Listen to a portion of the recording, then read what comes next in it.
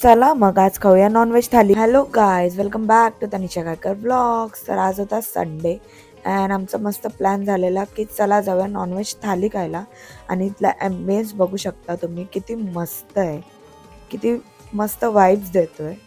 And मग आम्ही त्यांची हिंद केसरी स्पेशल थाली ऑर्डर केली. त्यात खूप सारे आयटम्स होते, जसं मटन, चिकन, मटन खिमा, सुरमई फ्राय, सुरमई रस्सा, त्यात माझी फेवरेट सोलकढी. लिस्ट काय संपतच नव्हती.